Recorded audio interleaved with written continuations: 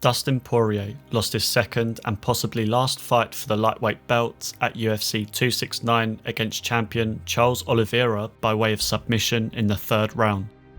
It was sad to see a fighter who has given so much to the sport fail again at the last hurdle. With his career now at a crossroads, it felt like the perfect opportunity to reflect on what has been an incredible journey.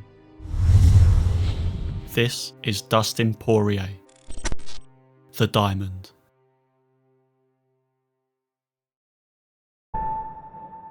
Dustin Glenn Poirier was born on January the 19th, 1989 in a deprived area of Lafayette, Louisiana in the USA. He had a tough start to life as his parents split when he was just 5 years old, and he was raised by his mother, Jerry Chasen, and two brothers. Jerry speaks of how Dustin enjoyed childhood until he was made to go to high school, where his discipline quickly started to deteriorate. He attended Northside High School for a short time, dropping out in the 9th grade because of repeatedly getting into trouble and having street fights. However, desperate for her son to finish education, Chasen sought of a way to help Poirier and enrolled him in a program at a juvenile centre, a military-style boot camp to fix his attitude and to get him into shape. Rebelling against his experience, Dustin dropped out of school at just 15 and his future appeared bleak. The only thing he felt was good at this stage in his life was his childhood sweetheart Jolie, who he's described as his rock through all adversaries and has since gone on to marry. He scored a job in construction to make some money and would pass the time with friends smoking and drinking. He admits that this was one of the toughest stages of his life as he seriously lacked direction and purpose. During this difficult time, a routine trip to his local gym where he trained boxing changed his life. While in conversation with regulars, he was introduced to the upcoming world of mixed martial arts. He quickly took to it as it closely replicated the familiar environment of street fighting. Whilst training, he'd also had the epiphany about what the sport could give him with a little dedication. He dreamt of a better life for him and Jolie and set about his plan to achieve this. Alright, what's your name? Dustin Poirier, And where do you fight out of? Gladiators Academy, Lafayette, Louisiana. His mixed martial arts career officially began in 2007, fighting as an amateur on local cards, training out of Gladiators Academy under retired MMA fighter Tim Crudier. I came back home and I was teaching just for a couple weeks at my friend's gym, and one of my guys, Micah, said, "Hey, this kid right here, he's unbelievable. He's an amateur, but you need to go spar with him." So I put my mouthpiece in, I put my gloves on, and me and Dustin did a couple rounds. And I went in the bathroom and I spit my mouthpiece out and a bunch of blood came out of my mouth. And I was fighting the UFC at the time. And I looked at myself in the mirror and I said, this kid's gonna be a fucking world champion. Wow. And here we are, that was probably 15 years ago. He turned pro in 2009, subsequently finishing all of his opponents on his way to being signed by the World Extreme Cage Fighting Organisation after amassing a 7-0 record. Danny, last call! He would lose a decision in his first fight, but bounced back quickly with a first-round finish of Zachary Micklewright a few months later. TKO victory, Dustin the Diamond Poirier! Alongside this run of fights, he shot into the local spotlight in Fightville, a 2011 documentary following young athletes trying to break into the fighting world. I definitely think fighting has opened the path to redemption for me. Once Poirier signed with the WEC, he had already had a personal connection with fans due to the popularity of this documentary. When the promotion eventually merged with the UFC, Poirier was transferred to the latter organisation, and so began his ascension to the top of the sport. Well, it's going to be your first a UFC fight, and you're going to be fighting a number one contender in that weight class. I mean, do you feel like they're kind of throwing you to the wolves, so to speak, a little bit, for your first fight at that weight class and in the UFC? I mean, some people might, I guess, call it throwing into the wolves. I like to call it giving me a present, man. It's great. And crush somebody's dreams of being a number one contender, it's incredible. I love this matchup for me, man. Starting out in the featherweight division, his promotional debut came against Josh Grisby, who at the time was riding a 10-fight win streak. Poirier put in a dominant performance, utilising strikes from the clinch and solid top control wrestling to pick up a clear, unanimous decision victory. Declaring the winner by unanimous decision, Dustin the Diamond Poirier! Hard work, baby! Huge victory tonight!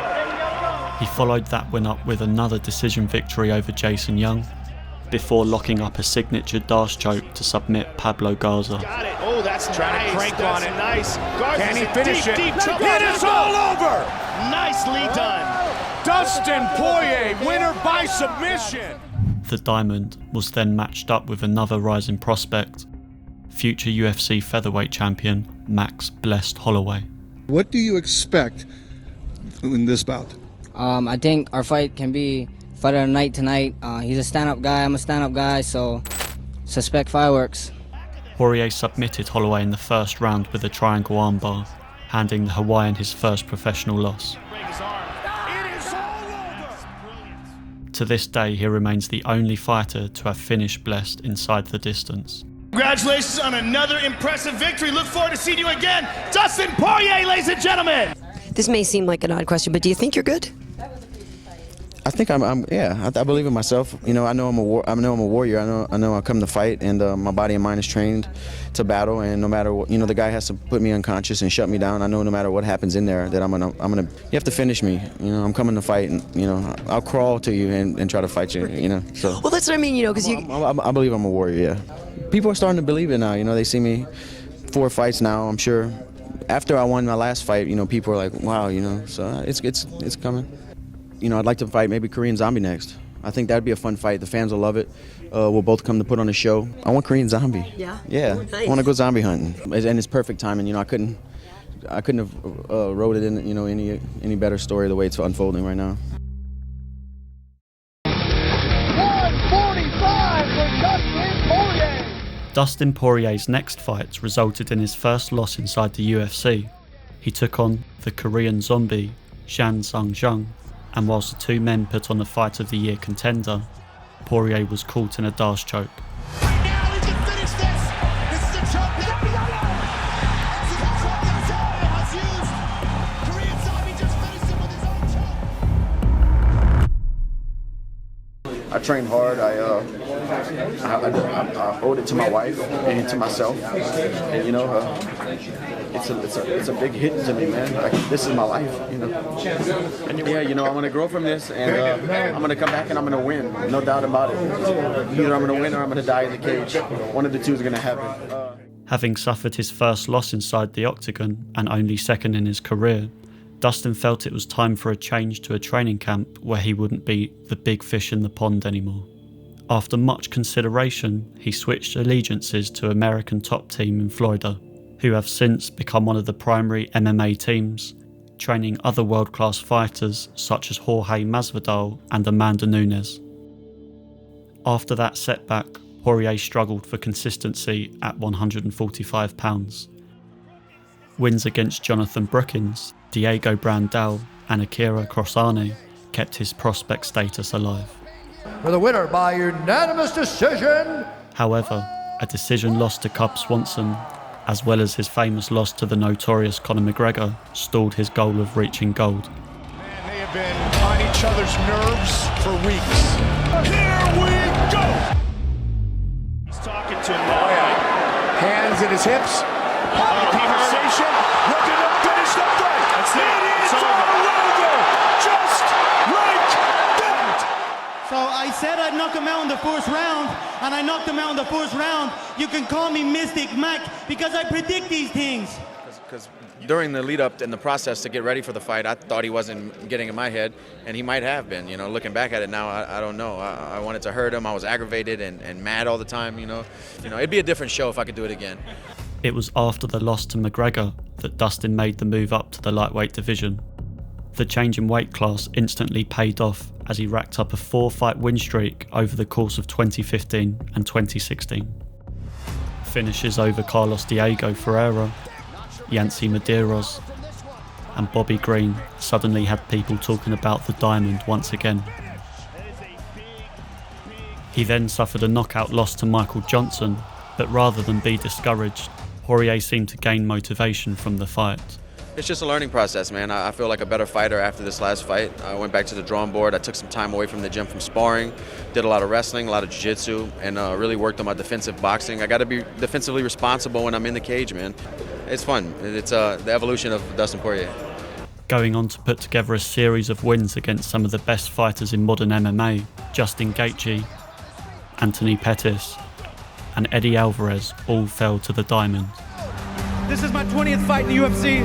I've been close to the mountaintop. I've been knocked down and I've climbed back over and over again, 2 different weight classes. And I would never stand right here and ask for something I didn't earn. Let's f***ing go!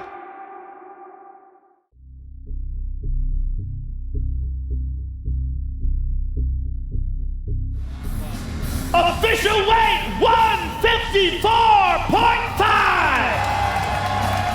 Fucking watch out! That run culminated in a rematch with then featherweight champion Max Holloway for the interim lightweight title. Live from State Farm Arena in Atlanta, Georgia, USA, this is UFC 236, Holloway versus Poirier 2. 6th overall UFC main event and 22 UFC starts for Poirier, and finally a championship opportunity tonight.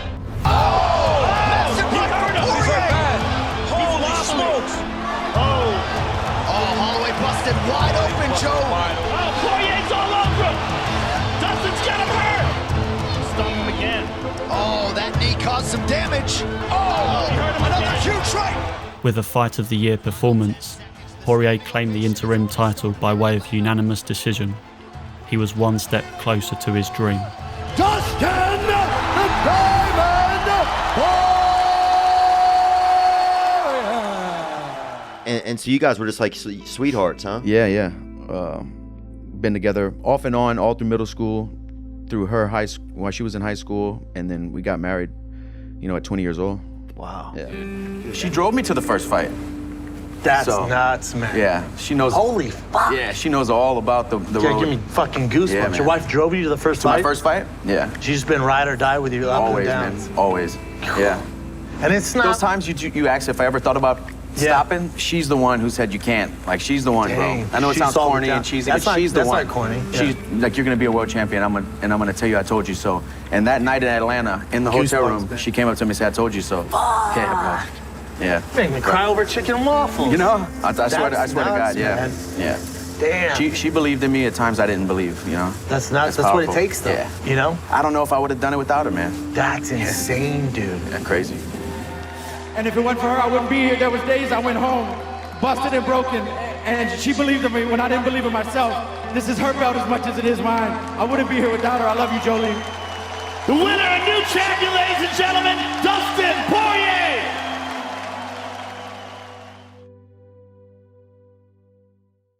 And I would like to announce now we got a deal done with Khabib. He will be taking on Dustin Poirier Saturday, September 7th in Abu Dhabi, UAE. This is not my last fight. And what happened in 6 October, it's just beginning in my legacy. But I'm going to make things happen in there and bring him to places he's never been in there. I respect his game. I respect his box, but like September 7, I have to do my job. 2 guys on the pound for pound list. One of them is undefeated. Both of them are champions. 2 champions are going in, 1 champion's coming out. Abu Dhabi, UAE. What a backdrop we have here tonight as this remarkable nation has once again rolled out the red carpet for the MMA leader. 3rd time overall, first since 2014. Khabib Nurmagomedov, one of the greatest pound for pound fighters in modern day. He says, I am the champion. He is the interim champ. And Khabib is hoping to keep it that way. However, Dustin failed to unify the belts, coming up short against the undefeated Khabib Nurmagomedov. Fast double leg. So Dustin back to his feet, lands a knee to the body of Nurmagomedov.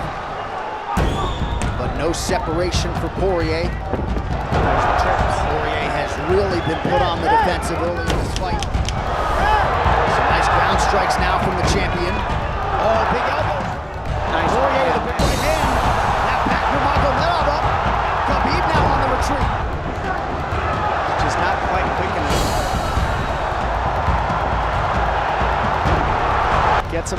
a second. He sticks to the guillotine to keep it, and that's in. I've been fighting in wrestling a long time as well, but he just knew where my weight was and where it needed to be for me to stay up with his foot trips, and it's hard to explain, man, but he's good. No, that So makes good. a lot of sense. I mean, his positioning, he's so good at taking guys down and holding them down. It's kind of stunning. You know, when you see, here it is. So he shoots. Oh my goodness, that's tight. That is so tight. I should have crunched over too to keep him, But look how tight that is. Right No, there. it's tight. Right there. I was like, oh my God. Oh my God. This is like reliving this. What is this like? Like right there. You Like think I should have punched the arm through. Right. But still, you still got it locked in, man. You still got, Right oh here. my God, he's in deep shit. He is in deep shit here. And now He used that right elbow. He used that right elbow really effectively to create some space. But even then, fuck, he gets through. And then moves right to mount. And then the Motherfucker arm is control good, break man. you down. Yeah. Motherfucker is good. So technical. Nurmagomedov pops his head out. Crowd goes bananas. Now a possible. Nurmagomedov under the chin. There's the top. Khabib Nurmagomedov, 28-0. Incredible. Absolutely incredible the way he dominates people. Khabib Nurmagomedov. If anything adversity's taught me in the past, is when times are good, be grateful. And when times like this, be graceful. I thought the stars were aligning, and I thought this was my night. You know, I thought this was like destiny, but I don't want to just keep crying up here in front of you guys, man, but this just means a lot to me. And these kind of pinnacle moments don't happen a lot in your career, and, you know, I feel like I'm going to have to live with tonight for the rest of my life. I worked, 14 years. Since then, Khabib has made a decision to hang up the gloves, whilst Poirier went on to rack up another 3 victories. He emerged triumphant in a war of attrition against Dan Hooker and completed his trilogy with Conor McGregor by finishing the Irishman twice in 2021.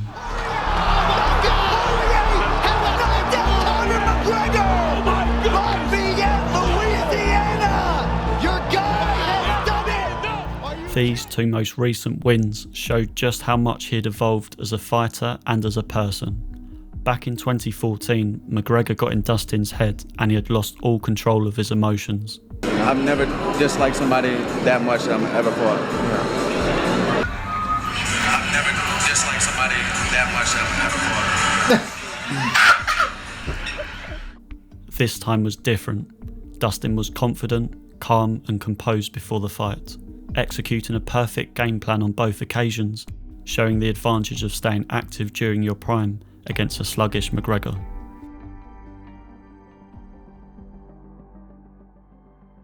With the McGregor trilogy now concluded, it opened up another shot at the title, this time held by Charles Oliveira.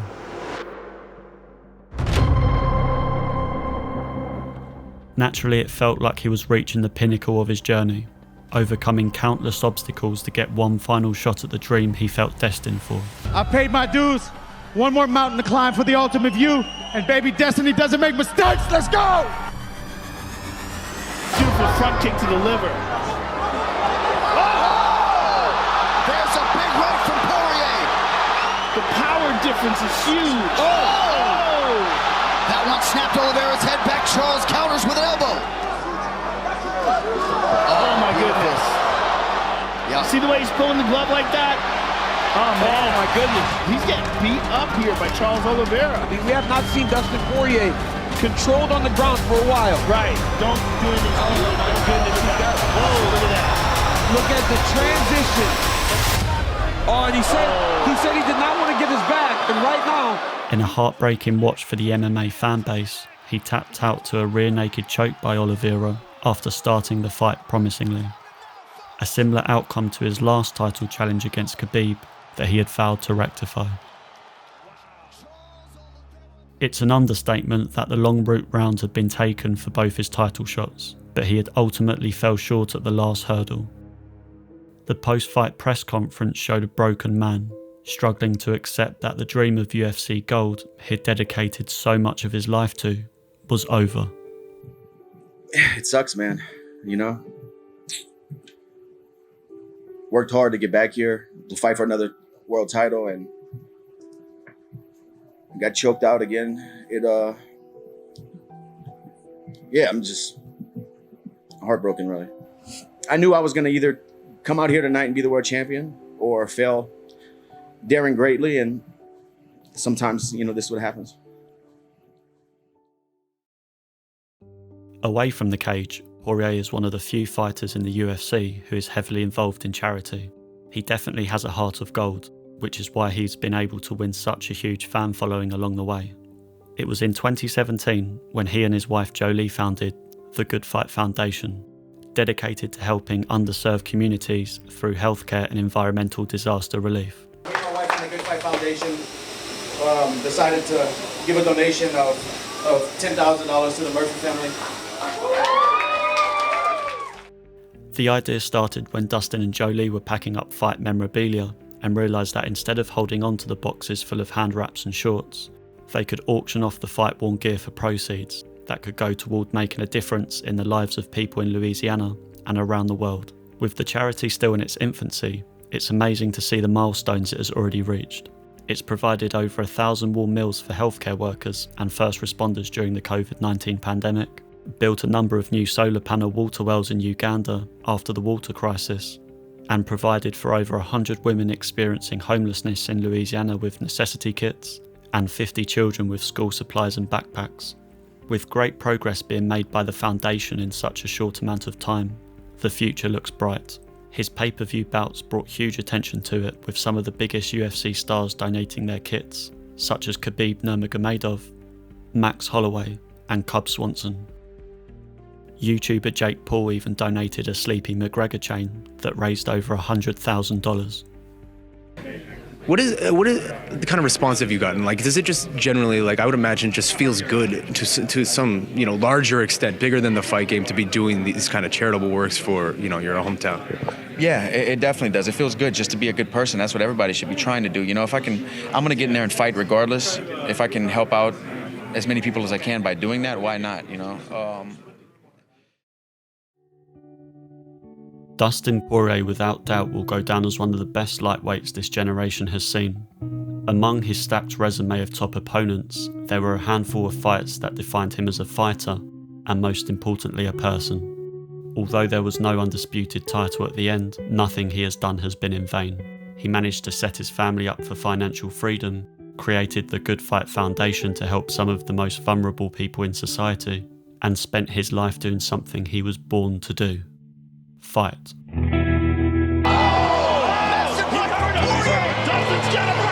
Oh, that knee caused some damage. Poirier working on a guillotine here. Holy smokes!